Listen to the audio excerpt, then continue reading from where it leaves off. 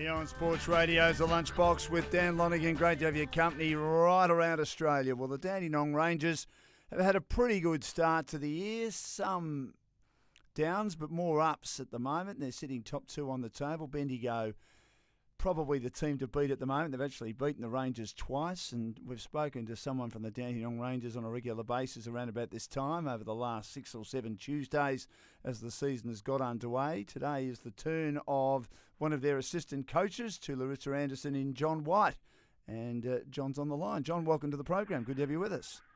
Thanks, Dan. Thanks for having me. Well, the season's been reasonable so far, John, but I suppose there's room for improvement. I mean, if you're happy as a coach, it means you probably shouldn't be in the role, if you know what I mean. You're always looking for some form of improvement, aren't you?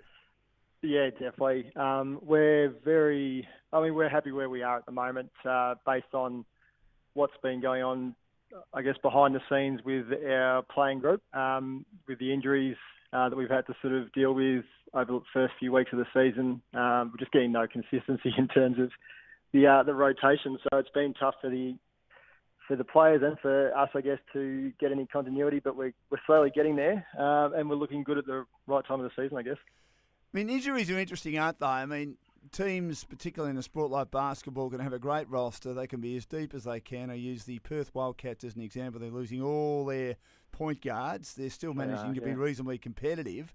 But at the end of the day, if you keep getting injuries, it doesn't matter how much depth you've got.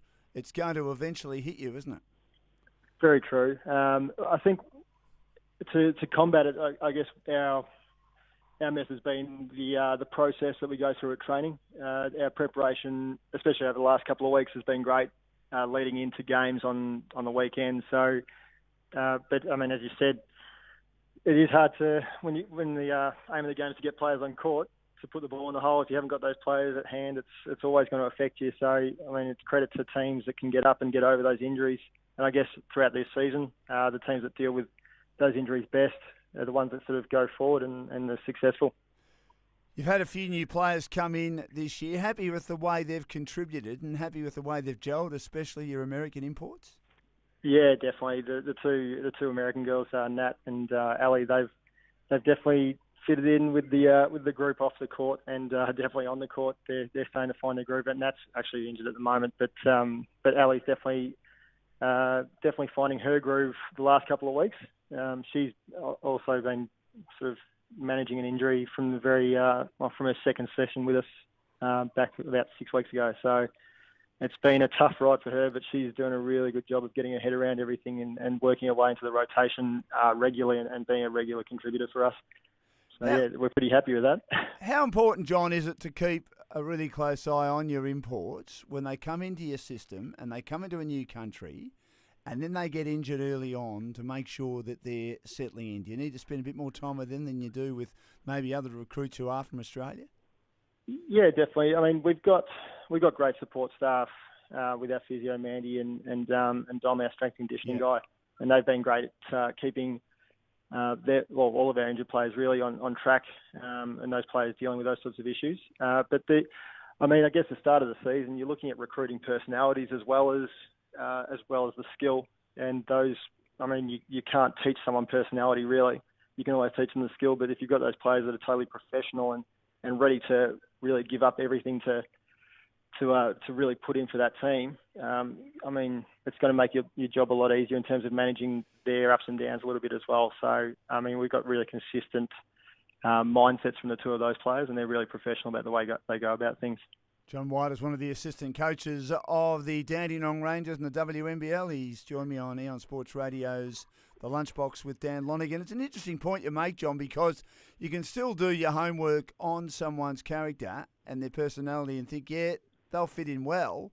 And then when it comes to actually being involved in the group, it doesn't quite work out. So how much work goes into, as well as making sure they're the right sort of player on the court, that they've also got the right sort of personality? I guess, I mean, there was a hell of a lot of work that went into this season in terms of our recruiting of the girls. Last year we had a player that had already been with the group for a year, so it was a bit easier. But going into this season, I mean, Nat has been with the group previously. A few years ago, she was part of the Rangers roster. But with Ellie, for instance, I guess there's a lot of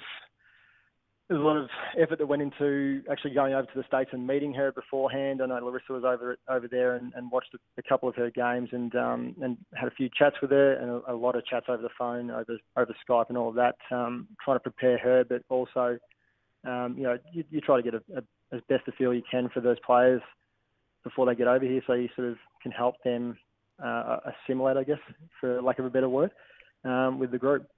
Where do you need to improve, John? You're up there, you're in contention, you haven't beaten Bendigo yet, who look like they might be the pace setters, particularly Bendigo. What do you need to do to beat them? I think the mindset going into games with Bendigo has been a little bit hesitant. Our toughness needs to be there. We need to be ready to compete for every single possession and not taking possessions off when we feel like it.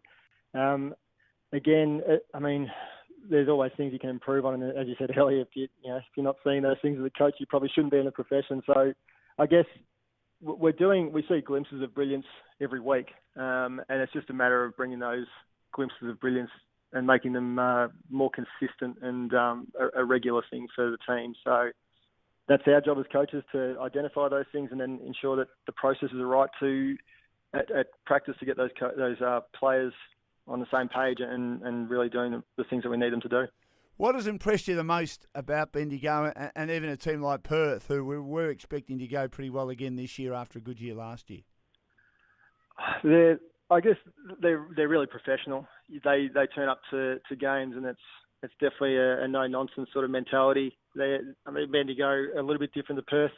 They're more sort of we'll wear you down, we'll break you down sort of team, whereas Perth like to sort of get out and run and shoot the ball, and they'll sort of make a game a bit of a track meet for you. So it's interesting to see the contrasting styles. But the Bendigo team, they're just tough. They've got tough bodies, big bodies, and mentally strong players all over the floor. And I guess the Perth team are really confident, so they don't really lack any confidence at all, and you can see that in the way they play, and that they're willing to shoot the ball really from anywhere. So. Yeah, it's definitely two different styles and two different types of confidence that they bring to games, and that's what makes them tough to beat. And Larissa Anderson as the head coach, what does she bring to the table that impresses you the most, John? She brings that toughness. As a coach, she's very mentally strong, and it's been great working with her. Her tenacity, sort of off the court and at training, you see, the amount of preparation she puts in is ridiculous, and sort of we've got no option other than to follow suit. So it's great that she really ingrains that into the team, and we're getting there, which is great. And as I said, if we're not building towards that by the end of the season, then we're probably not doing our job. So she's done a great job, and for me personally, I know I really enjoy working alongside her, and I've learnt a hell of a lot over the last year and a bit now. So it's been, it's a good relationship building there. Can you prepare too much, though? Not saying she does, but can you prepare too much? Oh, you definitely can. It's more, you need to, I guess, the focus of the week leading into a game needs to be there. And sometimes, I guess, when there's too much information flying around, it just becomes way too confusing. But we've been fairly consistent with the messages we push towards the girls at training and in preparation for games. So, you definitely can, but I guess we haven't experienced it as yet, so we're hoping to stay on that sort of path. And you've also got Michelle Brogan. She obviously brings lots of experience as a player. She was certainly arguably one of our best players in the 90s, the early part of the noughties decade, an outstanding player. So with that playing experience, that certainly helps the coaches as well, doesn't it? Yeah, definitely.